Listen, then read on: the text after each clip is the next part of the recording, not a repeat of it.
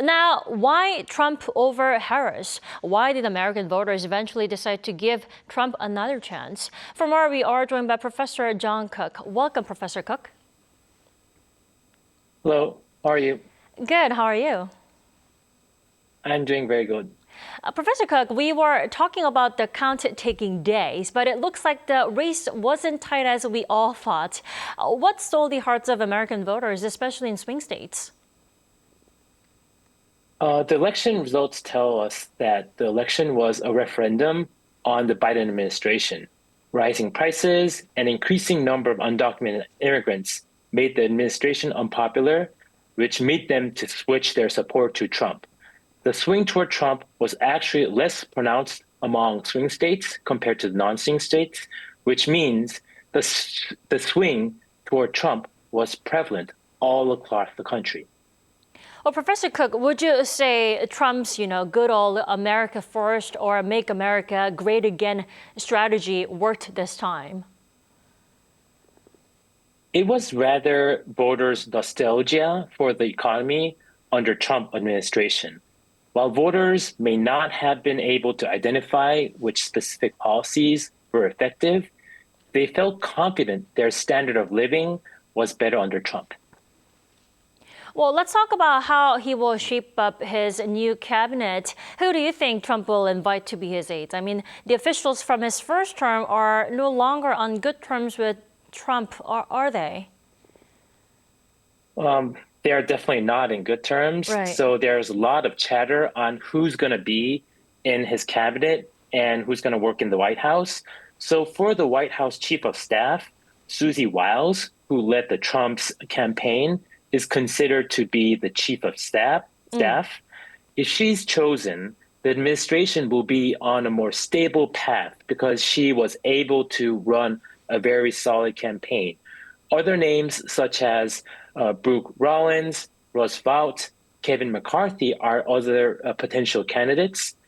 For National Security Advisor, Richard Grenell, Trump's former ambassador to Germany and acting director of national intelligence, is seen as top candidate, and various senators are considered for cabinet positions.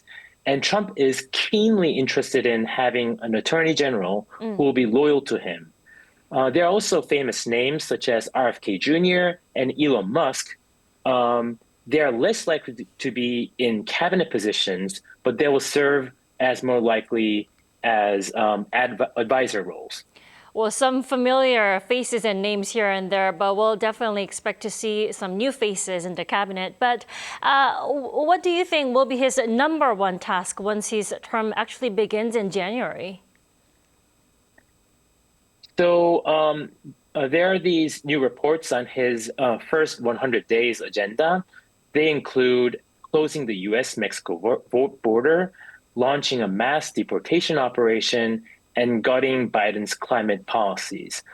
Policies that are likely to be implemented first are those policies that will be go through executive orders. And one policy that can think is regarding to U.S.-Mexico border policies. So that you expect them to be the first executive order. Well, then the question is, how long will it take Trump to actually conduct foreign policy tasks involving us, South Korea, and Korean Peninsula issues, especially, those issues involving North Korea soon or later? What do you think? So foreign policy issues are not in the priority during the first 100 days. Although I believe there will be massive effort from South Korean government and companies to lobby on issues such as tariff or EV policies. So there won't be a very salient during the first 100 days, but in the surface, you're going to see a lot of movement happen. Right. And, there were concerns that Trump may, try to renegotiate the defense cost sharing deal with South Korea, which is why the deal was sealed a lot earlier than usual this year. Professor Kuk, will that worry come true now that he's back? Actually, I think this detail should be discussed in a more broader term. So I would like to redirect the conversation to a broader subject, which is about Trump's foreign policy apparatus. So previous Trump administration was restrained by a traditional foreign policy wing of the conservative foreign policy circles, but it'll be different this time.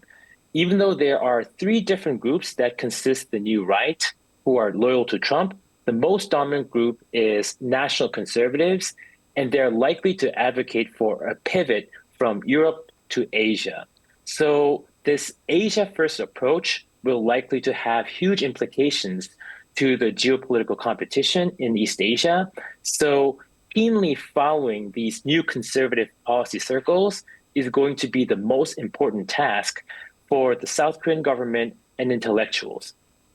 Alrighty, Professor Kuk, thanks so much for joining us all the way from Michigan this morning. We appreciate it.